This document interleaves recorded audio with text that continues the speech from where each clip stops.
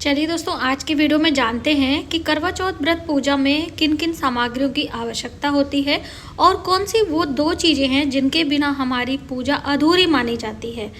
बहुत सारी बातें करवा चौथ व्रत पूजा से संबंधित इस वीडियो में हम आपके साथ शेयर करेंगे। तो ये सबसे पहले तो आप करवा देख लीजिए। ये है मिट्टी का करवा और इसमें ये देखिए आगे से हल्का सा उठा हुआ बना रहता है और इसी में से जल निकलता है और इसके ऊपर अलग अलग चीज़ें लोग रखते हैं। कोई दीपक रखते हैं, कोई मिठाई और दक्षिणा रखते हैं, कोई लोग जल भरते हैं, कोई लोग खील बतासे, शक्कर या फिर खड़े अनाज भरते हैं। तो जो आपके परिवार में भरा जाता हो आप उसे भर सकते हैं। और ये है कैलेंडर करवा माता की फ़ोटो, जो कि करवा माता ने करक चतुर्थी का व्रत सबसे पहले किया था और माता पार्वती का आशीर्वाद प्राप्त किया था। तभी से सभी सुहागन स्त्रियां इस व्रत को करती हैं। और यहाँ पर नीचे कथा दी हुई है, तो आप कथा भी सुन सकते हैं। कथा हमने चैनल पर भी सुनाई है, आप वहाँ से भी देख सकते हैं। और ये है शिव परिवार की फ़ोटो, जिसमें भगवान गणेश हैं, माता पार्वती अखंड सौभाग्य की देवी हैं, भगवान शिव भी हैं। कहने का अर्थ है कि आपको अलग से गौरी गणेश बनाने की ज़रूरत नहीं है। आप ये फ़ोटो रख लीजिए और आराम से करवा चौथ पर ये पूजा आप कर सकते हो। अब बात आती है कि आसन देने की। तो देवी देवताओं को एक पटे पर यानी चौकी पर हम विराजमान करते हैं। तो इस तरह से लकड़ी का पटा आप ले लें और इसके ऊपर कोई भी कलर का कपड़ा बिछा सकते हैं, कोई मतलब कि खिले चटक रंग। तो ये हमारा हरताल का तीज व्रत वाला कपड़ा है, इसे मैंने धोकर रखा हुआ था, इसे ही हम इस्तेमाल करेंगे। आप चाहें तो नया भी ले सकते हो।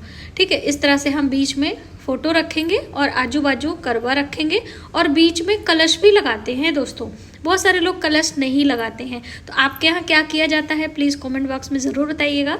और ये है कुछ श्रृंगार की चीज़ें जो कि माता पार्वती को हम चढ़ाएंगे।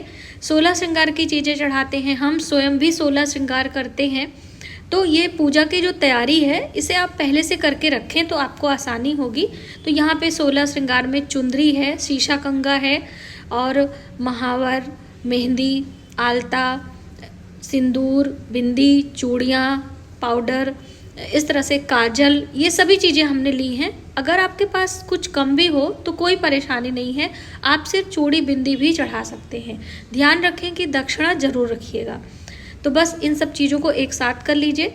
अब देखिए फल मिठाई भी आप चढ़ाएंगे। तो ये है पता है लक्ष्मी नारायण फल इसे बोलते हैं, यानी कदली का फल है लेकिन जुड़वा है। तो ये मुझे मिला है और यहाँ पे सेब है, पपीता है और मौसमी फल जिसे आप कह सकते हैं ये है श्रीफल। तो ये श्रीफल हम भेंट में देंगे, तो किसे देंगे और किससे ले सकते हैं ये भी हम आपको बताएंगे। दोस्तों, श्रीफल हमें अपने मान को, यानी कि आप जिसे सम्मान करते हो, गुरु को, देवी देवताओं को चढ़ाना चाहिए। ऐसे किसी को श्रीफल भेंट में नहीं देना चाहिए। और आंवले का फल आपने देखा, कार्तिक मास में आंवले का फल बहुत ही महत्वपूर्ण होता है, तो उसे भी आप रख लीजिएगा। और ये है छलनी। जैसे कि करवा के बिना आपकी पूजा अधूरी है, उसी तरह से चलनी के बिना आपकी पूजा अधूरी है, क्योंकि हम जो कृष्ण पक्ष की चंद्रमा है उसे चलनी के द्वारा देखते हैं, डायरेक्ट नहीं देखा जाता है। तो ये दीपक ज़रूर रखिएगा, क्योंकि दीप के साथ ही हम चांद को देखते हैं।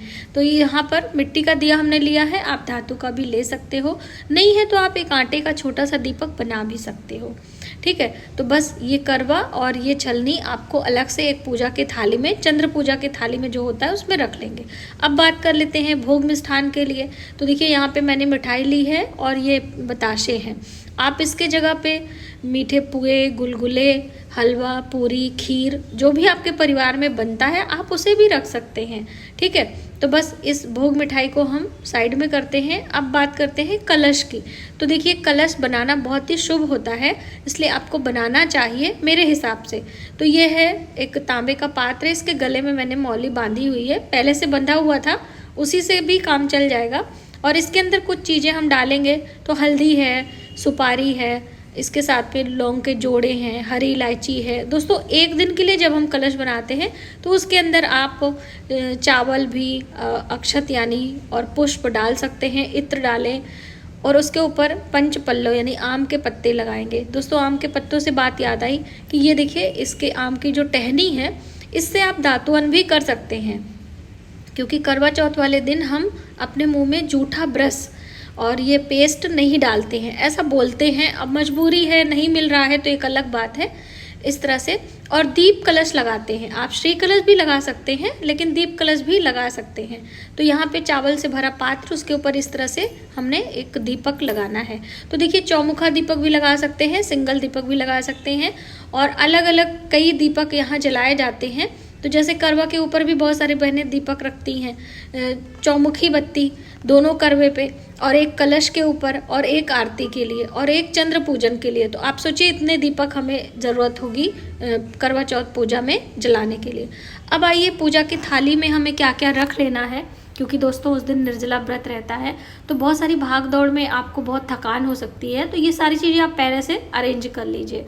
पूजा की थाली के लिए हमें चाहिए घंटी, एक पात्र जल पूजा करने के लिए, कपूर दीप लगाने के लिए, आरती करने के लिए, माचिस, धूप बत्ती, चंदन हमने लिया है। तो अष्टगन तिलक आप सभी देवी देवताओं को लगा सकते हैं या लाल पीला चंदन अलग से रख सकते हैं। और ये है मौली का धागा जिसे कि हम करवे में बांधेंगे इस तरह से। यहाँ पे जैसे डिज़ाइन बनी है तो कोई बात नहीं, अगर सादा है तो ज़रूर आप बांध दीजिएगा। लोटे में बांधते हैं, देवी देवताओं को वस्त्र के रूप में चढ़ाते हैं, जनेऊ हमने ले लिया है, कुछ दक्षिणा हम संकल्प के लिए लेंगे।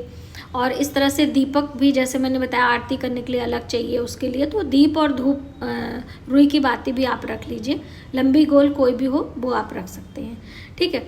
और आपको इसके साथ में लौंग, इलायची, सुपारी जो तांबूल के रूप में चढ़ाते हैं वो भी रखना है। और ये हमारे पास एक कपड़ा था तो मैंने रख लिया है शिव भगवान के लिए। ऑप्शन है, अगर आपके पास है तो आप रखें, वरना आप मौली के धागे भी भेंट कर सकते हैं। दोस्तों पूजा पाठ अपने श्रद्धा और सामर्थ्य के अनुसार करना चाहिए। थोड़ी सी विधि विधान और श्रद्धा पूर्वक आप करेंगे ना, आपके भाव भगवान देखते हैं। यहाँ पर कुछ मौसमी पुष्प हैं, तो पुष्पों में जैसे पीले पुष्प हैं, या फिर हम दुर्वा घास की बात करें, भगवान गणेश को बहुत ही प्रिय है। जिस तरह से भगवान शिव को बिलपत्र प्रिय है। सफ़ेद पुष्प भगवान चंद्र के लिए हैं। और ये हैं पान के पत्ते जो कि तांबूल के रूप में हम चढ़ाएंगे। दोस्तों आपको बता दें कि बहुत सारी बहनें पान के पत्ते पर चांदी का चंद्रमा रखकर चंद्र न दिखाई देने पर पूजन करती हैं, लेकिन जो ये पान का पत्ता होता है ये सूर्य ग्रह को रिप्रेजेंट करता है, सिंगल पत्ता।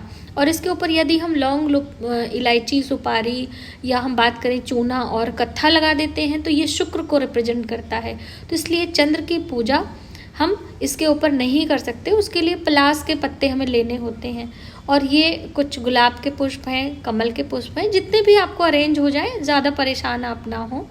बिना पुष्पों के भी पूजा की जा सकती है अक्षत चढ़ाकर, ठीक है।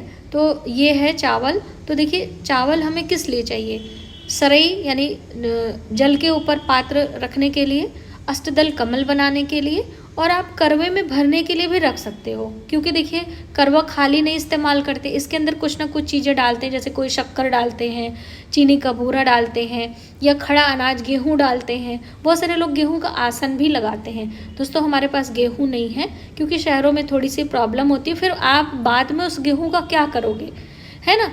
तो इसलिए हमने चावल इस्तेमाल किया है। अगर आपके पास गेहूँ है तो आप ले सकते हो, ठीक है। तो अब इसके बाद बारी आती है श्रृंगार की। तो देखिए जैसे कि करवा और चलनी बहुत ज़रूरी है करवा चौथ व्रत में, उसी प्रकार से ये श्रृंगार में ये चीज़ें ज़रूरी है। जैसे कि ये मांग टीका है, वैसे तो शादी का होता है वही लोग पहनते हैं, लेकिन अभी जैसे आपको पता ही है कि हम अभी दूर हैं घर से, तो ये मैंने एक ले लिया है पहनने के लिए मांग टीका। तो ये मैंने हड़ताल का तीज पर लिया था, वही हम फिर से पहनेंगे। और गले में मंगलसूत्र पहना जाता है और नाक में नथ होती है। तो ये नथ मैंने न्यू लिया है, अभी नया लेकर आए हैं करवा चौथ व्रत के लिए। कैसा लगा इसका डिज़ाइन ये भी आप बताइएगा। और ये है मंगलसूत्र। तो मंगलसूत्र आप गले में पहन लें, हार पहन लें, अपना जो भी आपके पास है श्रृंगार करने, कहने का अर्थ है। हाथों में मेहंदी लगा लें, महावर पैरों में लगा लें, बालों में गजरा लगा लें। तो सज धज कर पूजा करने से अखंड सौभाग्य की प्राप्ति होती है। अब देखिए आप अगर आप बीमार हैं, कोई स्थिति परिस्थिति अलग है, तो एक अलग बात है कि एक लोटा जल चढ़ाकर भी पूजा किया जा सकता है।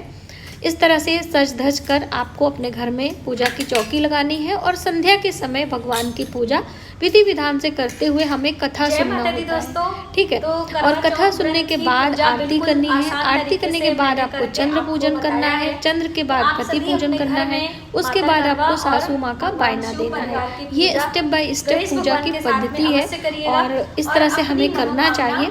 और आने वाले दिनों में हम आपके लिए सभी वीडियोस लेकर आएंगे। यदि आपने अभी तक हमारे चैनल को सब्सक्राइब नहीं किया है तो प्लीज सब्सक्राइब कर लें। पूजा के बाद अपने बड़ों का आशीर्वाद और देवी देवताओं से क्षमा प्रार्थना जरूर बोलें और अपने पूरे परिवार के साथ पूजा करने का प्रयास करें।